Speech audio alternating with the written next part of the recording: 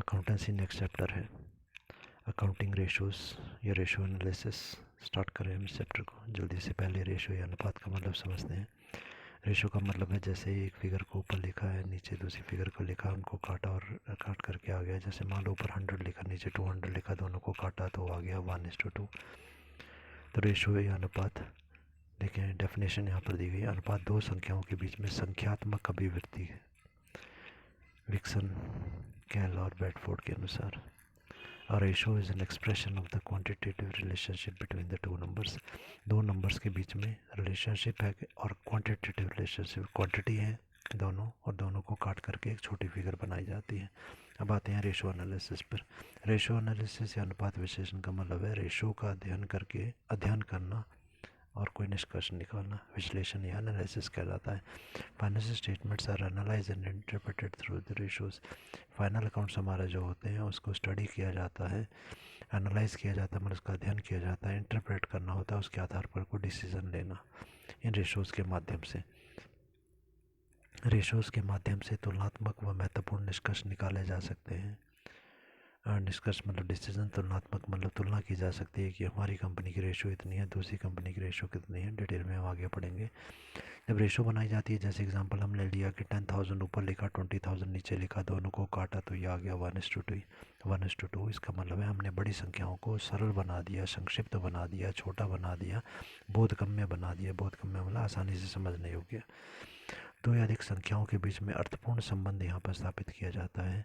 Ratio के time पर हम दो या दो से ज़्यादा संख्याओं को लेते हैं और कोई संबंध स्थापित करते हैं उनके बीच में, जिससे कि परिणाम और परिस्थितियों की अच्छी तरीके से हम समझ पाते हैं कि क्या ये रिजल्ट आया या क्या कंडीशन हमारी कंपनी की रही। इससे फर्म की वित्तीय सुदृढ़ता, फाइनेंशियली धन के मामले में हमारी फर्म कितनी कमज़ोर है या उसमें क्या कमियाँ हैं, इनका आसानी से समझा जा सकता है। अब इसके मेथड्स या विधियों पर आते हैं। Methods of the ratio analysis. तीन टाइप से रेशोज़ जो हैं वो निकाली जा सकती हैं। पहला है परसेंटेज मेथड या प्रतिशत विधि। एग्जांपल लेके मैंने बताया है, एक 50,000 हमने ऊपर लिखा, नीचे लिखा 20,000 मल्टीप्लाई बाई 100 किया, तो इसका जो रिजल्ट आएगा वो 25% आएगा। परसेंटेज मेथड में जो आंसर हमारा आता है वो परसेंटेज में आता है। दूसरा है दर विधि या फिर रेट मेथड। रेट मेथड में क्या आता है, आंसर हमारा टाइम्स में आता है। जैसे एग्जाम्पल हमारे को दिया गया 4 लाख हमने ऊपर लिखा, नीचे लिखा, 80,000 को काटा तो ये आ गया 5 टाइम्स, मतलब 80,000 का 4 लाख जो है वो 5 गुना है या 5 टाइम्स है। थर्ड पॉइंट हमारा है वो है प्रोपोर्शनेट मेथड या अनुपात विधि। 40,000 हमने ऊपर लिखा, 20,000 हमने नीचे लिखा, इनको हमने काटा है तो काट करके इसका आंसर आएगा 2/1 या फिर 2:1। ये रेशो कहलाती है। उसके बाद है इंटरप्रिटेशन ऑफ द रेशोज़ या अनुपातों का निर्वचन। सामान्यतः कैलकुलेशन जो होती है रेशो की वो बहुत एक सिंपल कार्य होता है, रूटीन वर्क, मतलब रोज़ काम करने वाला होता है, क्लरिकल वर्क होता है। एक क्लर्क जो है वो भी रेशोज़ की कैलकुलेशन कर सकता है, दो संख्याओं को लिख के एक दूसरे के साथ काट सकता है।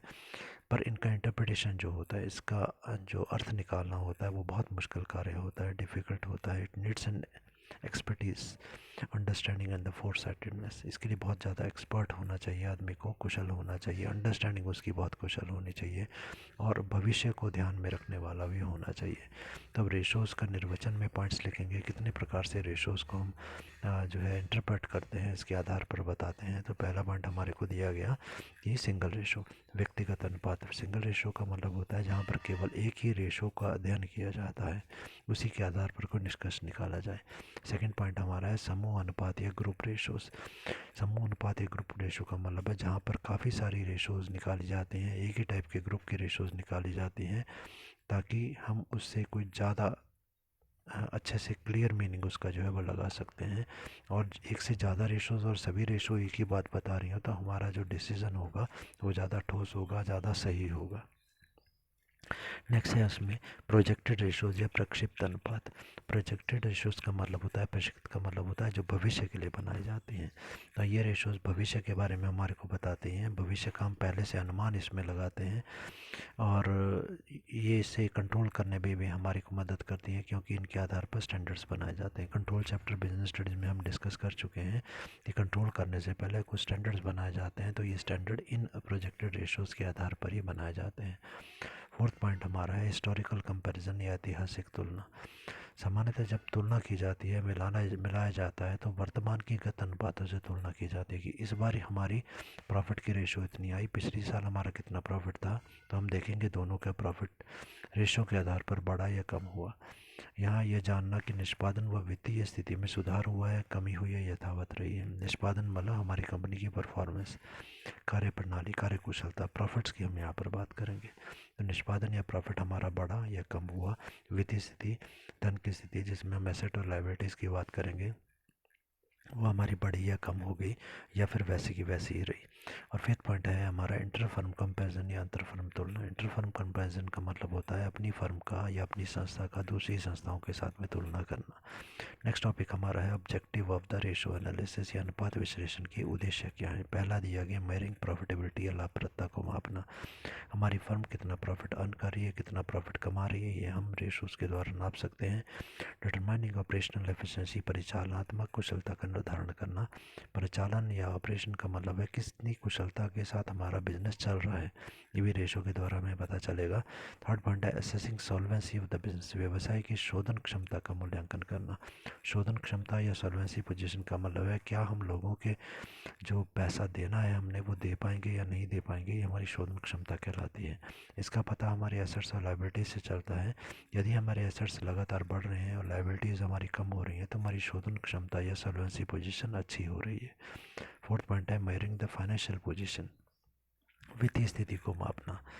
यदि हमारे को अपनी वित्तीय स्थिति के बारे में पता चलता है कि हमारी वित्तीय स्थिति रेशो के आधार पर मालूम चलेगी कमज़ोर हो रही है, तो हम इसे सुधार लाने का प्रयास कर सकते हैं। फिफ्थ पॉइंट हमारा है फैसिलिटेटिंग कंपैरेटिव एनालिसिस, तुलनात्मक विश्लेषण में सहायता करना। तुलना करना और तुलना करने के लिए सहायता करना। इसके द्वारा हम रेशोज़ के द्वारा अपनी कंपनी की कमियों के बारे में, अच्छाइयों के बारे में जानते हैं। वर्तमान मतलब इस साल की फिगर्स का गत वर्ष मतलब पिछले साल की फिगर्स के साथ तुलना करते हैं, या अपनी फर्म की फिगर्स की दूसरी फर्मों के प्रॉफिट्स के साथ तुलना की जा सकती है। सिक्स पॉइंट है इंडिकेटिंग ओवरऑल एफिशिएंसी, कुल कार्यकुशलता का संकेत देना। हमारी ओवरऑल हमारा काम कैसा चला हुआ है इसका भी बारे में हमारे को इससे पता चलता है। सेवन पॉइंट है बजटिंग और फोरकास्टिंग, बजट बनाना व पूर्वानुमान लगाना। बजट जो है वो रेशोज़ के आधार पर बनाए जाते हैं। पूर्वानुमान या फोरकास्टिंग का मतलब भविष्य का अनुमान लगाना, ये भी रेशोज़ के आधार पर अनुमान लगाया जाता है, ट्रेंड के आधार पर, प्रवृत्ति के आधार पर। डिटेल में हम बाद में पढ़ते हैं। आठवां पॉइंट हमारा है सिंप्लीफाइंग अकाउंटिंग फिगर्स, लेखांकन की संख्याओं को सरल बनाना। अकाउंट्स में बड़ा बड़ी बड़ी फिगर्स होती हैं, लाख्स रुपीज़ होते हैं या करोड़ों में संख्याएं दी होती हैं अकाउंट की, कंपनीज के फिगर्स की। तो कुछ संख्याओं को ऊपर लिखते हैं, दूसरी संख्याओं को नीचे लिखते हैं, दोनों को काटते हैं और काट करके छोटी संख्याएं बन जाती हैं जो संक्षिप्त होती हैं, सरल होती हैं, समझने योग्य हो जाती हैं, ताकि जो व्यक्ति अकाउंट्स को नहीं जानकारी रखते वो भी रेशो को देख के समझ सकें कि रेशोज़ क्या बता रही हैं। नाइन्थ पॉइंट है to know the area of the business which need more attention, हमें उन क्षेत्रों के बारे में भी इसके द्वारा जानकारी हो जाती है जहाँ पर हमारे को ज़्यादा ध्यान देना है। जो हमारी ब्रांचेस काफ़ी ज़्यादा लॉस में जा रही हैं, हम उन पर अपना ज़्यादा ध्यान केंद्रित कर पाते हैं। रेशो के द्वारा मालूम चलता है कौन सा पार्ट हमारा जो है वो कमज़ोर है। 10th point है to know the potential areas which can be improved with the efforts in the desired direction, उन संभावित क्षेत्रों के बारे में भी इसके द्वारा हम जान सकते हैं जहाँ पर कि अपेक्षित दिशा में प्रयास करके बेहतर बनाया जा सकता है। रेशोज़ के द्वारा हमारे को मालूम चलता है कि ये वाली ब्रांच हमारी कंपनी की जो है, अभी शाखा हमारी या ऑफिस हमारा जो है बहुत ज़्यादा लाभ में जा रहा है, इस पर यदि हम थोड़ा और मेहनत करें, ध्यान दें, तो इससे हमें और ज़्यादा लाभ प्राप्त हो सकता है। तो ये भी रेशो के द्वारा ही पता चलता है। नेक्स्ट टॉपिक हमारा है advantages of the ratio analysis, अनुपात विश्लेषण के लाभ। पहला है helpful in analysing the financial statement, वित्तीय विवरणों के विश्लेषण में सहायक। वित्तीय विवरण फाइनल अकाउंट्स हैं, विश्लेषण का मतलब अध्ययन करना। हमारी कंपनी के फाइनल अकाउंट्स का अध्ययन बैंकर्स कर सकते हैं, इन्वेस्टर्स जिन लोग विनियोगकर्ता जिन्होंने हमारी कंपनी में पैसा लगाया है, या हमारे क्रेडिटर्स, ये सभी हमारे फाइनल अकाउंट का अध्ययन करते हैं, विश्लेषण करते हैं और रेशोज़ के आधार पर पता लगाते हैं कि फाइनल अकाउंट क्या बता रहे हैं, कंपनी की स्थिति क्या है। सेकंड है helpful in simplifying accounting figures, लेखांकन संख्याओं को सरल करने में सहायक, बहुत बड़ी बड़ी संख्याओं को सरल और संक्षिप्त यहाँ पर बनाया जाता है। थर्ड पॉइंट है helpful in financial forecasting and the planning, वित्तीय पूर्वानुमान लगाना और योजना बनाना, भविष्य के लिए पूर्वानुमान लगाना और उसके लिए योजना बनाना रेशो के आधार पर आसान हो जाता है। फोर्थ पॉइंट है हमारा helpful in locating the week spot of the business, व्यवसाय के कमजोर स्थानों को ज्ञात करने में सहायक। कमज़ोर स्थान मतलब हमारी वो ब्रांचेस, हमारे वो ऑफिस जो लॉस में जा रहे हैं, हमारी दुकानें जो लॉस में जा रही हैं, उनका हम यहाँ पर पता लगा पाते हैं रेशो के आधार पर और उन पर ज़्यादा ध्यान केंद्रित कर पाते हैं। पांचवा पॉइंट है हेल्पफुल इन कंपैरिजन, ये तुलना में सहायक। तुलना जो की जाती है अपनी फर्म की पिछले वर्षों के साथ तुलना की जा सकती है और अपनी फर्म की दूसरी फर्मों के साथ भी तुलना की जा सकती है। सिक्स पॉइंट हमारा है हेल्पफुल इन इंटरप्रिटेशन, निर्वचन में सहायक।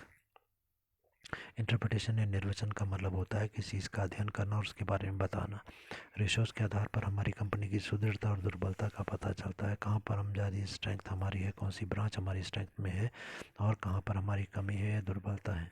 सेवंथ पॉइंट है हेल्पफुल इन एक्सपोजिंग ट्रेंड्स, प्रवृत्ति स्पष्ट करने के लिए। प्रवृत्ति का रेशो के द्वारा आसानी से पता चल जाता है कि हमारी लाभों के बढ़ने की प्रवृत्ति है या कम होने की प्रवृत्ति है और उसके आधार पर भविष्य में उत्पादन के बारे में विचार किया जा सकता है।